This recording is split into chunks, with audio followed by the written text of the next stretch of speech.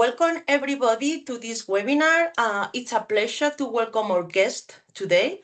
She is a PhD candidate and a renowned researcher based in Portugal.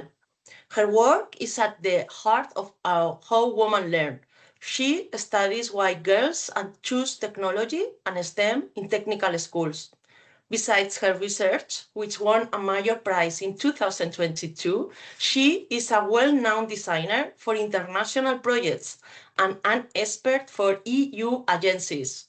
From her work in Germany to her focus on international cooperation, she brings great expertise to our discussion. Anna, we are so glad to have you here. The floor is yours. Thank you, Ruth. So let's start. Good afternoon. Thank you for your presence here. It's very good to share with you some part of my PhD research and my contributions to the thematic group Educational Pathways in ICT. And I tried to not be so academic, but it's hard. And the objective of this webinar is to mainly to present the female participation in ICT secondary vocational education in Portugal over the past decade, the students' work-based learning experiences, and their post-graduation pathways. And to understand this context in Portugal and to see if this is similar in another geographies. I know it is, but it's important to share with you and to listen from you what are your experiences in this too. So thank you for your interest in listening to this topic. Just to contextualize, initial vocational education and training, IVET, is a cornerstone of your effort to reduce early leaving. And in Portugal, it was great after the implementation of vocational courses in the secondary level. We diminished from less than, I think, 8% in the last decade. Or we have now less than 8% of students that quit secondary education, and it's great because we have in the past huge numbers in early leaving. And now this ICT, especially in ICT, IVET, we have the sector in very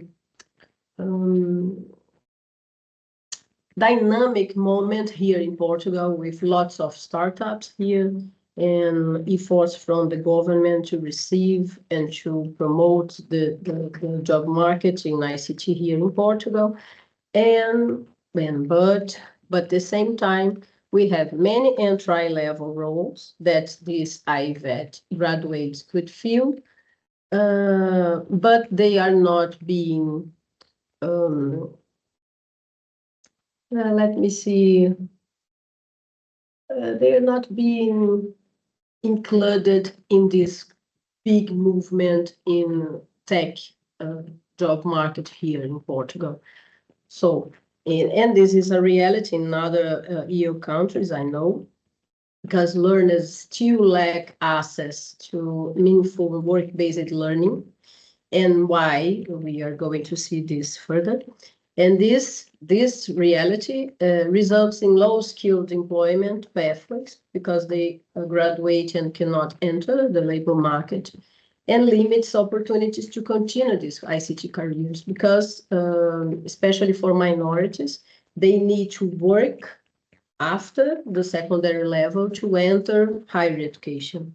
And when they cannot have better jobs and not so much financial support to enter higher education, they stayed behind and stayed in low-skilled jobs. So about my research, when do you want to interrupt me? Feel free to do that, okay? Please. Are you listening to me? Great. It's good. Is it good? Perfectly. You can Good. carry on. Yes. Yes. Yes. I try to force my voice, so let's see if I can speak louder. About my research, briefly, the main question was how did content, incentives, and contexts mediated by gender intersectionality interact with the choices and learning experience of female students in vocational computer science courses in Portugal. It's a giant name, I know. So I split this in 3 research questions. The first one was, how do the participants perceive gender relations and roles in society? And how did the students' decision-making processes regarding their choice of vocational computer science took place? And what the students learned through their experience in vocational courses and work-based learning. And this third question will be explored here in just this one, because I have a lots of data. So for now, it's just this. My motivation for this research, beyond my personal involvement in feminist student studies and research at all. So in April 22 and in 21, when I started the PhD, I didn't find any study regarding the participation of these girls in ICT, IVET in Portuguese school. And I thought, oh, that's strange, because the numbers are showing that almost 40% of students from all Portuguese educational system in secondary level were enrolled in vocational courses, but girls were just 8% of the total enrollments in ICT at that point. And I didn't find any article, thesis, or even newspapers articles about this. And I thought, oh, this is something I have to understand what is happened there. About this ICT IVET enrollments in Portugal, I used information from the Ministry of Education and crossed many databases and produced lots of statistics, but generally speaking, girls are leaving and guys are entering. In the last decade, we have this increase from 9,000, almost 10,000 students in 2014. And sorry. And in 21, 22 lecture year, we had more than 12,000. But girls' participation are decreasing from 10% for less than 7%. And when I say ICT course here, I am considering networking, cybersecurity, information technology services, and everything connected to the core activities, not design or multimedia, nothing like this, just the core activities in ICT. So it's a problematic situation because the gender gap is expanding. In the same time, these guys, most of them are male, are being put aside of the job market because they completed this course, and I don't know one of them who entered the job market in ICT core industry. This reality is not so much different in the other EU countries. And for about the enrollment in STEAM educational field, not ICT, because I didn't find this information specifically in the Eurostat and other database about ICT, just about STEM. And here it's per 1,000 of population, aged 20-29 in the EU and associated countries. The gender gap appears not be so strong, but we have to remember that this STEM includes especially health course, natural sciences, and here in Portugal we have lots of girls studying this. So this information is not it cannot be translated to ICT sector, but it is also a huge gender gap. Generally about my methodology I used in my PhD, I interviewed 11 students. It seems, just 11, but it's almost more than 1% of students enrolled at that point. At the time when I started interviewing them, in 23, 24, and then I followed her then over 2-year period. And it was very hard to reach them because they are very rare. They are pearls. It was very difficult to reach them. And the schools didn't help me so much. And it was hard, very hard to reach them. But it was wonderful because they were very happy to contribute and to speak about their experiences and choices, and about they are very keen on give their perspectives about this topic. And it was a great moment to listen to them, some of them so conscious about this gap. So I used in-depth interviews and hours of them. And public and private schools, girls are studying public and private schools.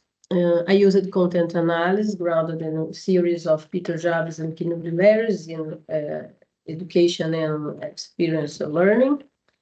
In the guide I used in the interview was based in UNESCO and EVOC frameworks on gender and STEM education. And this, all the results were analyzed and organized in 3 axes, and perceptions regarding the transversality of gender and other intersectional elements in women's trajectory, educational pathways and vocational choices, and experiences in vocational courses and work-based learning. And this third one, I will explore here with you. Not explore, but just to give some glimpse, and maybe it could spark some new ideas about this topic in your countries. So about the internship experiences. Sorry.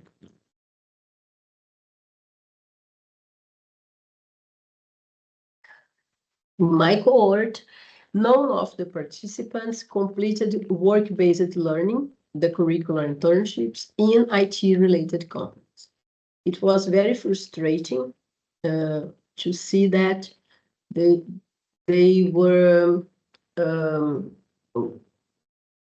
working in administrative tasks and other things not directly related to their course, and it was very frustrating for me and for them.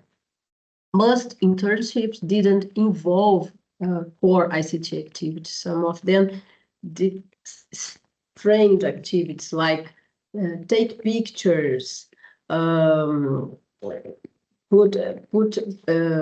letters in organize letters from marketing. It's very strange experiences from one of them.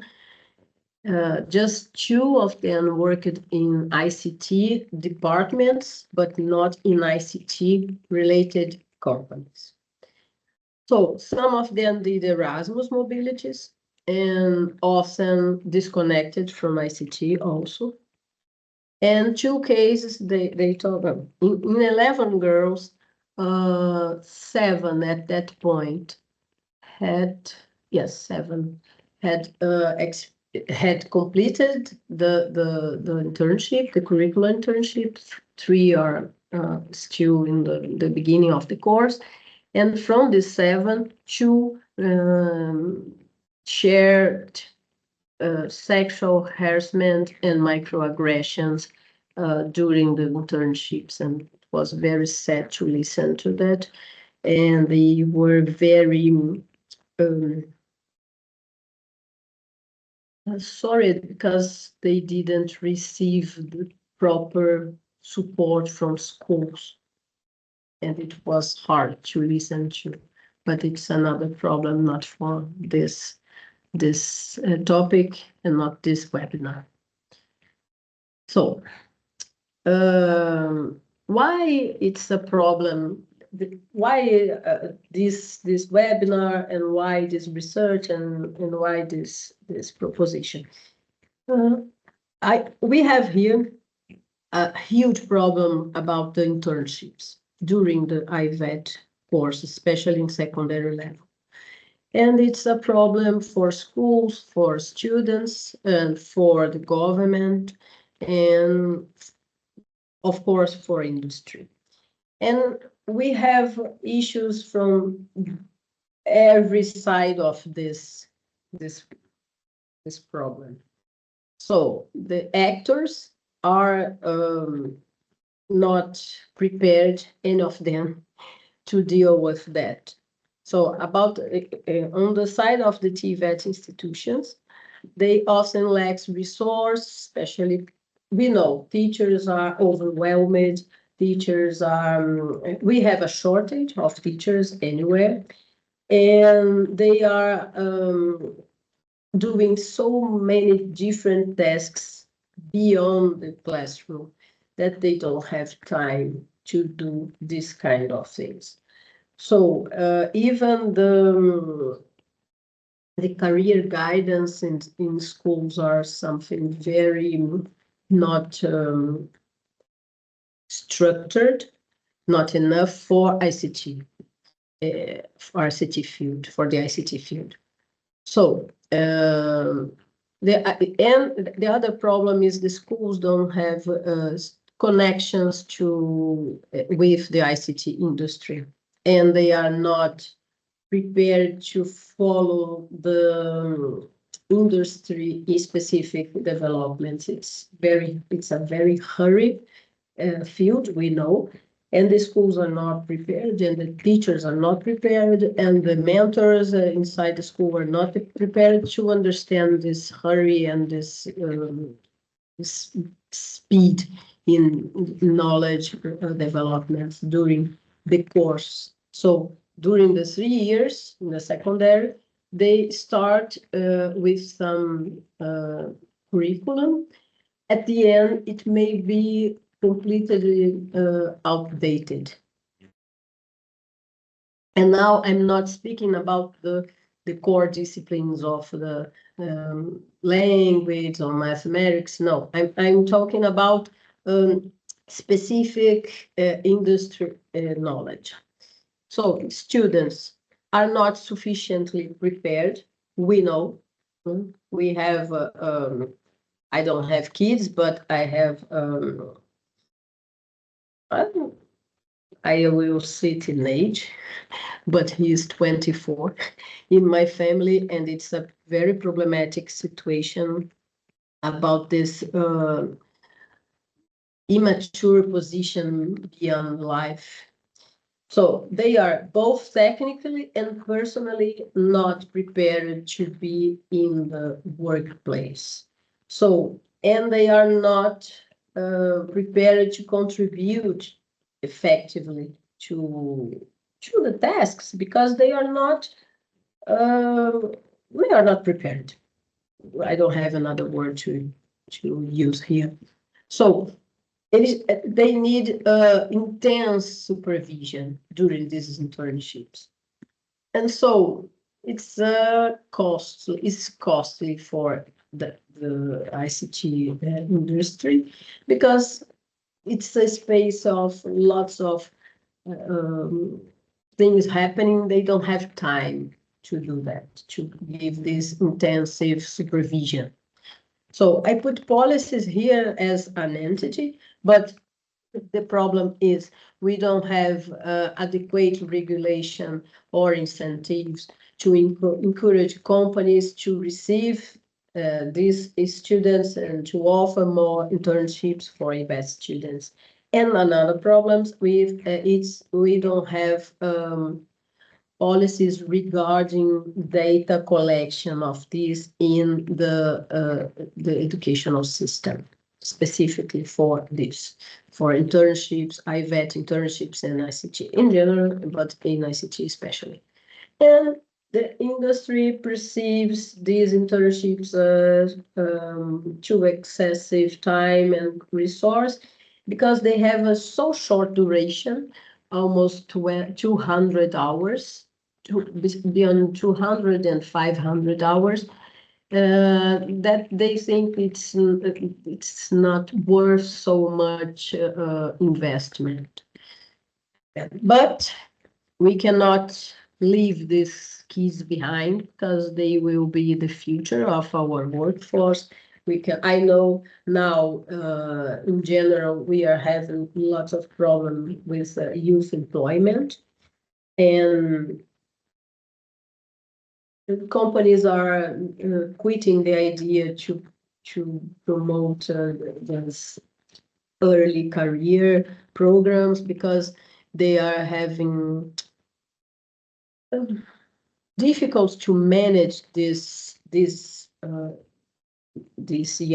youth in the workplace because of lots of issues. It's not the question here, but we have to think about what we can effectively do, because we need them, and they are the future, and they are here. They will not disappear, and we cannot avoid to take action on this, because we cannot just wait for the governments or the schools, because they are not prepared also to give these students the tools, the technical expertise, the technical experiences to prepare them for the job market. That's the reality. So the industry needs to participate on that in a more proactive way, in my perspective. So what's the problem? The transition from IVET to higher education and to the job market. In my cohort, all girls who were in higher education were in an ICT course. So they migrated from an ICT secondary course to an ICT higher education course. And that's great, 100%. It's wonderful. The average in Portugal is 57, almost 60, but they are very resilient, and they are very future-minded. They are looking ahead and investing and say, oh no, I know this area inside, for example, cybersecurity is the next boom of jobs. I want to work with that. They are very aware of the job market movement. So, but the problem is after graduating, none of them could find a job in ICT sector. None of them. And two couldn't go directly to higher education because they don't have money, and they have to work during 1 year or maybe almost 2, and in low-skilled job, informal jobs. It was terrible to see that. And they said, I know how to program, but I'm here in McDonald's working, doing sandwiches. So it's terrible to see this. It's a waste of brains, and we don't need wasting more brains now, in my perspective. So it's the reality. And why it's a problem? Because we are losing them to quit the idea of following ICT pathways, because they said, oh, no, I think it's very hard to enter. I don't have, I need to work, and I need something that I will enter quickly in the job market during the course, because they need to contribute to the family incomes. So we have to think, okay, they are not prepared, but they are there. And if they are interested in ICT, they are young when they decided to pursue this ICT IVET education, 14 years old. So it's there. We need to give them possibilities, to give them support, to give them motivation and incentives to pursue a career in ICT, to go ahead on this path. And we cannot show that, oh, no, we don't need you because you are not good enough, because you did an IVET, a vocational secondary course, and we don't, because here in Portugal, it's a very problematic issue, is the image, the social image of the IVET course, secondary course. They are seen as second path for minorities and problematic students. And it's something we cannot change without putting them inside the places and showing that they are prepared to work. They are not problematic people. They are people who are trying to continue studying in an alternative path. So, and why to invest in them? In my perspective, we have to understand why we have to invest here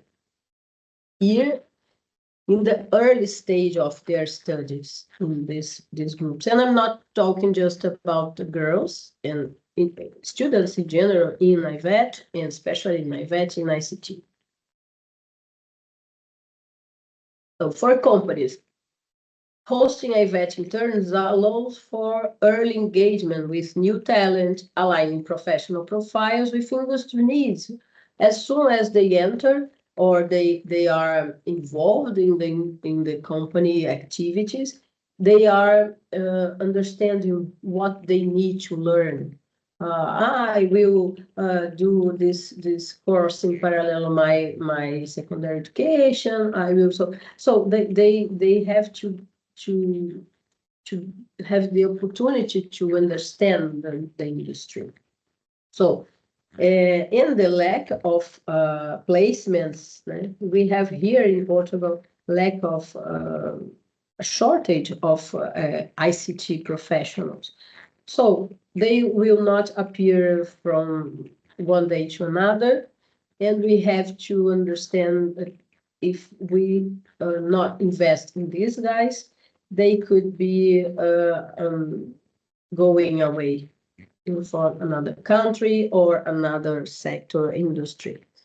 For students, it's the opportunity to practice technical skills, especially technical skills, because they have lots of theories, but the core technologies they are not aligned, because here in Portugal, and I think it could be the reality of your countries, we don't have the SMEs digitalization maturity is very low. And so they don't, when they are not studying, carrying their internships in ICT industry or ICT industry, they do not have the chance to use tools, the modern tools, and to understand how the big picture in the ICT sector is.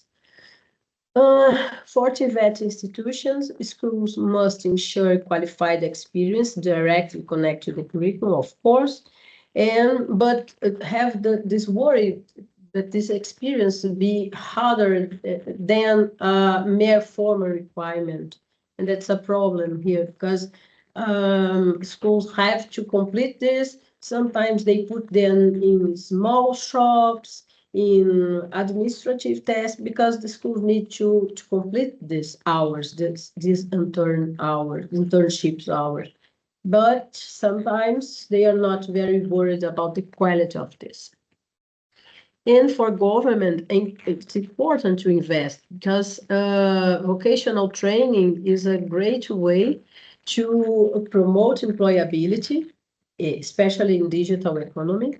But we have to address this gender gap. And this gender gap in ICT is huge, and it can be coped, treated since the beginning of the educational pathway in ICT, not after graduation or the other steps on the leaky pipeline instead. So what's my personal I would say suggestion, because I thought a lot about this, and I worked in different spaces in education since I was 15. I'm 50 now. I have 35 years of the job market in different realms. And my first work when I was 15 was in a kindergarten. And then I worked in higher education and vocational trainer and project manager in education and lots of things. And now with expert evaluation and so on.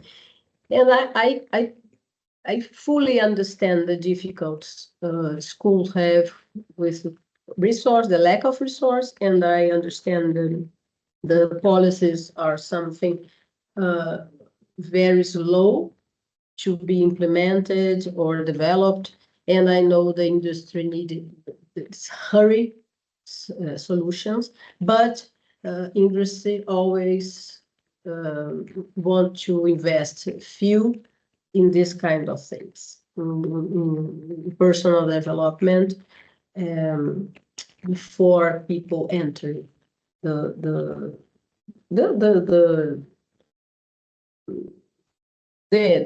company to work there. So I thought, oh my God, what we can suggest in a simple way, something that we can do with the resource or almost the resource we have.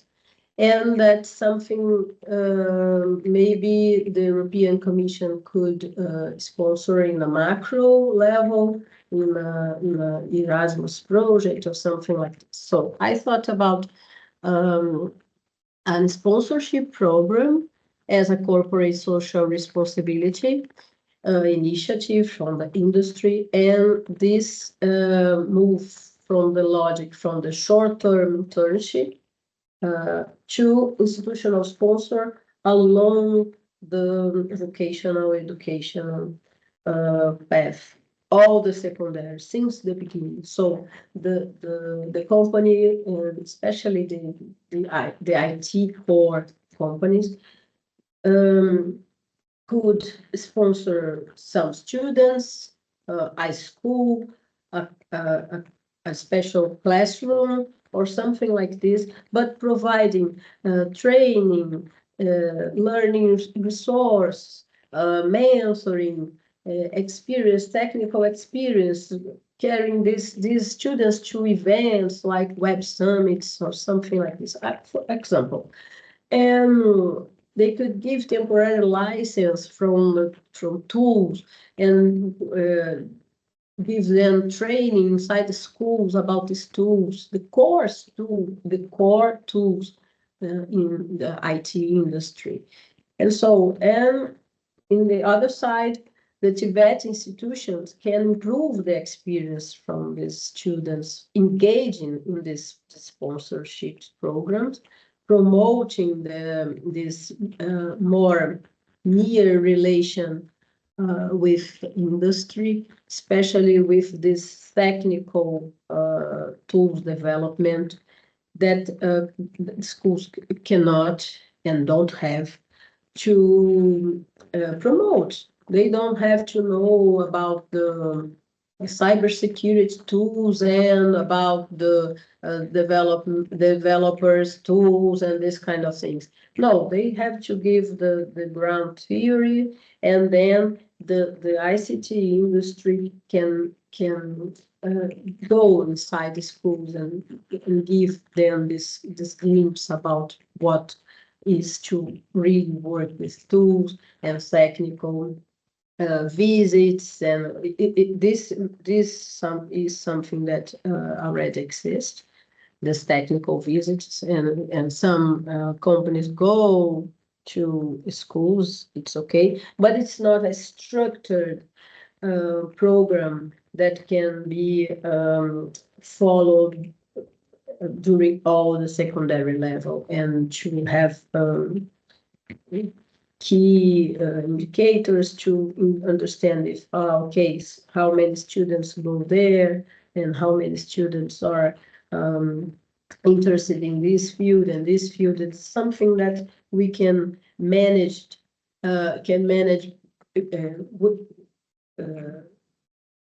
with schools and industry.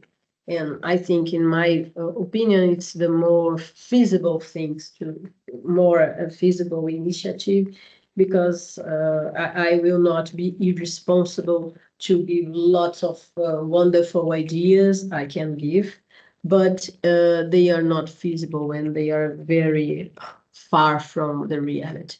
So that is my very simple, but I try to be very direct in this case, direct and objective about this suggestion, because I think it's something we can work on and use this with different outputs and outcomes. And I think it could be great to see this. And maybe the European Commission could create a matchmaking platform to connect industry institutions interested in sponsor them and give badges and this kind of things, and the TVET institutions interested in participating in this also do this, provide this space for this matchmaking. So I don't know if you can or want to give me some inputs, insights, and from your side. I don't know if you want to suggest something, but from my side, that's it. Thank you for your participation and your attention, and it's great to have this space. Thank you again, WID Forum and Root, for this opportunity, and let me see what you have to share about this. Thank you. Thank you very much, Anna, for your presentation. It seems a very hard work you have been doing with your research, very important one also for Portugal. Yes, I already see 2 hands raised for you with questions. Myself have some, but I'm going to give the word first to Irina Dimitrova. I see her hands rising before, and then Daniela Stepan, I don't see their surname. So Irina, please, whenever you can or want, please make your question. Thank you, Ruth. Thank you, Anna, for the presentation. You know that this topic is very interesting for me because more than 10 years ago, the subject of my PhD research was similar, the transition between higher education and employment. So, but since then I have the most of my experience is in the vet sector. So it's there are some nuances, but there are some. Not that I have so many questions, rather than I want to discuss some of your findings and maybe when your PhD work was ready, I would love to take a look as well. So from what I saw, those problems that you present to us are more like structural problems, system problems, not linked to the learning process, actually. For example, those non-ICT tasks, it's clearly a quality assurance problem. Those Erasmus Plus mismatch is a mobility design problem. We all know how more than half of Erasmus Plus mobility for students are designed, organized, and implemented, or at least I know. Most of them are just opportunity for students from geographically or social background, challenged social background. So it's an opportunity for them just to immerse in the system, not that to learn something practical. Uh, Also, I see that you speak about more like project-based internships, not like part of structural part of the program. I immediately wanted to highlight the opportunity of the dual system that is implemented in with traditions in Germany, Austria, Switzerland, and for last couple of, I don't know, 5, 6, 10 years in project based in other countries. But mm, um, me personally, I love that system because um,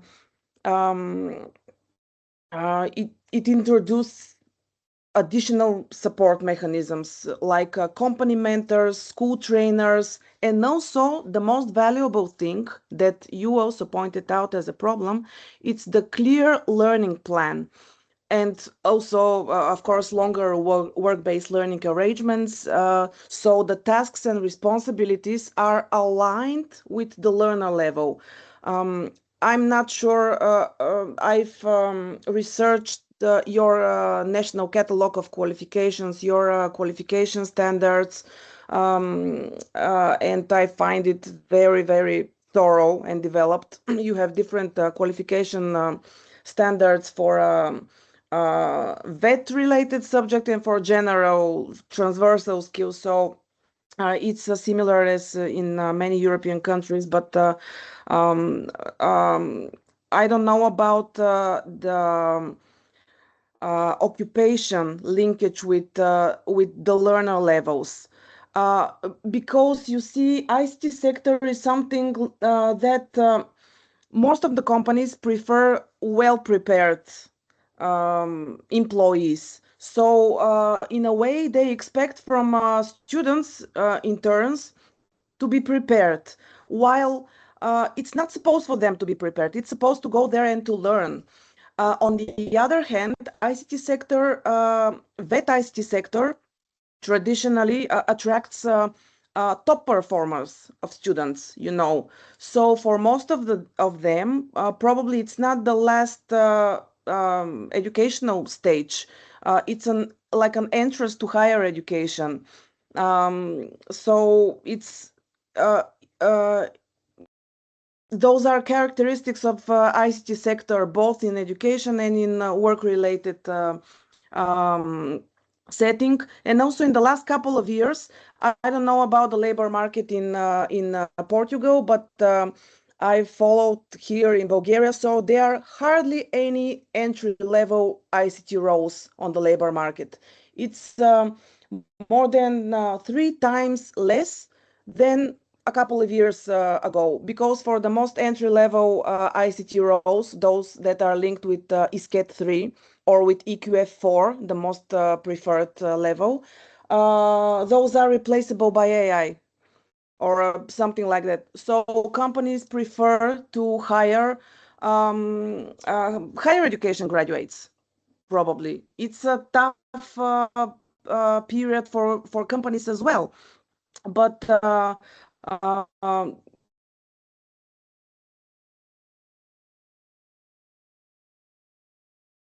It seems she frozen. if of Yes, not me. Okay. Now it's not me. Irina, we lost you for a few seconds, the last sentence. So maybe you sorry. can Sorry, repeat and be concrete because we are waiting for Darginigela also, please. yes, yes. The last thing that I could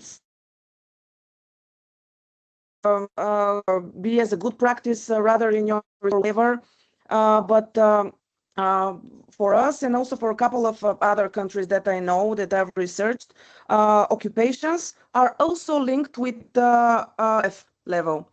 So when students enter their internship or their apprenticeship, no matter if it's structural work-based learning as in dual system or just a practical learning, it's always linked with the qualification level. So if your company wants to attract and wants to enter and wants to offer places for interns, they have to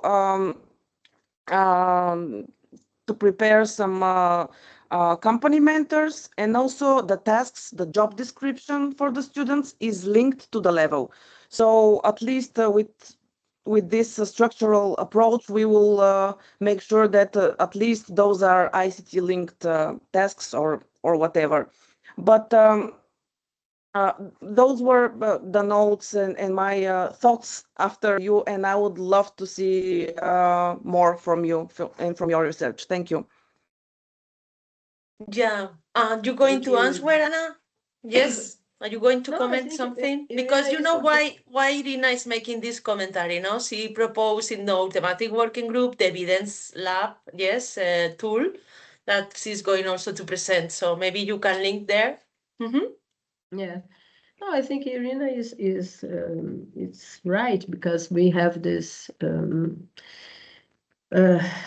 the job market is pressing much more and more and more for more qualified professionals, not in a junior level, even senior level, and it's very hard to understand or to see how it will work in the future, because these seniors were juniors in the past, and it's something, I don't know, it's a kind of schizophrenic logic because of course we know the job market needs them, but nobody wants to put your hands on this and the finger inside the wound.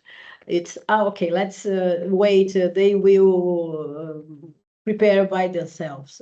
That's it's a structural problem, of course it is, and I don't know if here I'm talking about Portugal. I don't know if we can manage this structural problem in the next few years. I think things will got worse for this initial vocational education dual course, because they are in dual course, and I think it will be worse because of the artificial intelligence, and that's true. So thank you, Irene, about your contribution. And now Daniela Stepan Don't worry. Don't worry. Sorry, apologize for this. No, don't worry. It's Stepanovic. It's not really easy because I come from the Republic of Serbia. And I would like to thank Anna for her research and presentation. And I would like to ask about scholarships that are available on a state level and publicly funded. Because my view is that market and job market and companies, they don't have a public interest in their mind. They are oriented toward profit. So why would we look?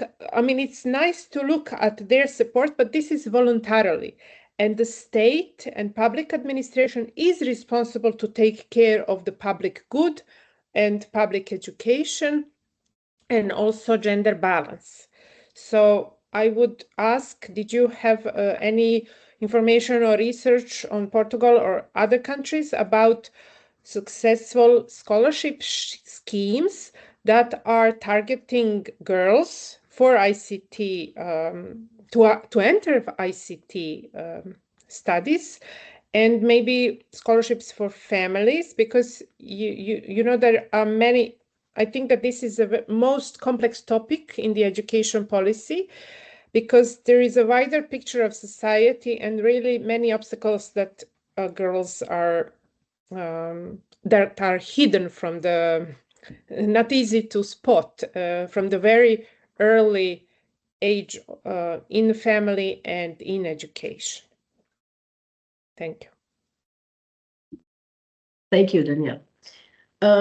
Here in Portugal, we have for this special for dual course in the secondary level, we have, it's not a scholarship, but a kind of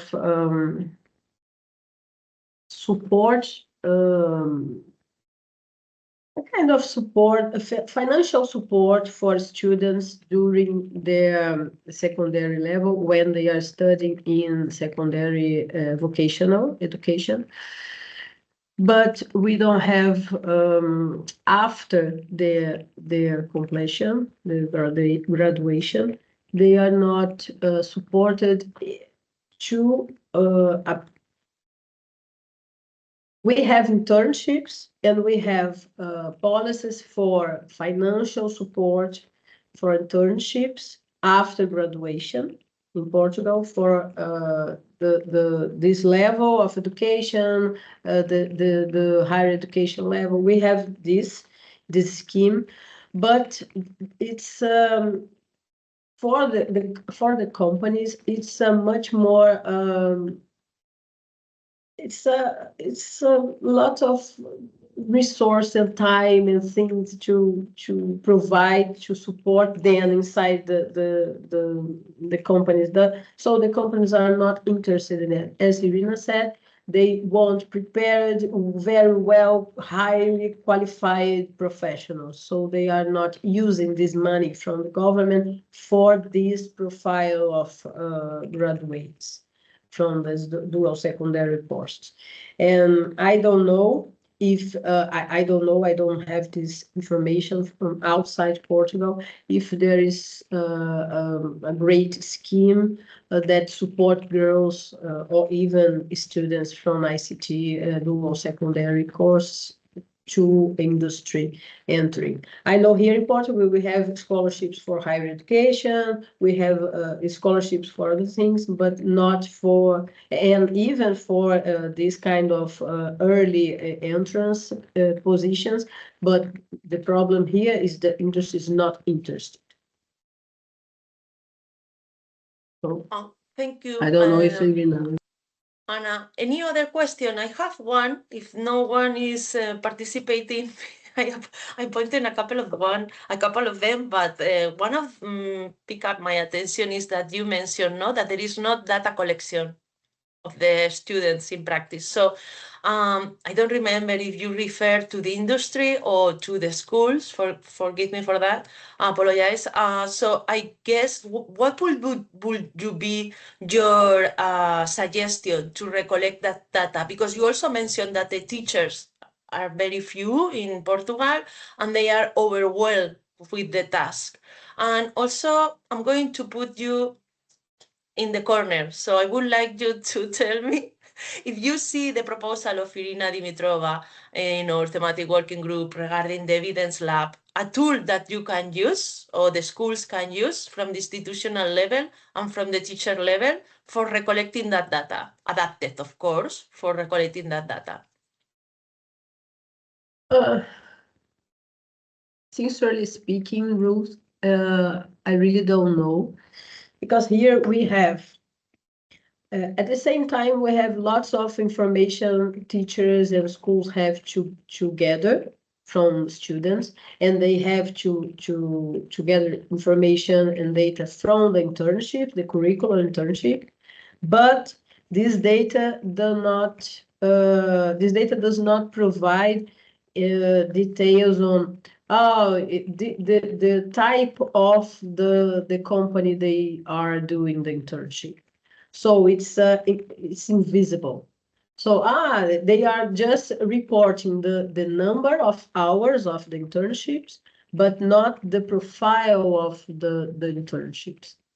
So for me, that's a problem. But that's a problem that probably the government doesn't want to see, because it's a huge problem. If we put this in data, in the statistics, in number, it could be much worse to manage, politically speaking. So I don't know, because here I don't work in schools here, and neither in Brazil. In Brazil, I worked in VET education, but not in the secondary level. And it's the same problem. The teachers here are my colleagues from the PhD and the masters, so they are always complaining about the burden of having so many controls and monitoring and evaluation tools, that they don't have time to prepare good class.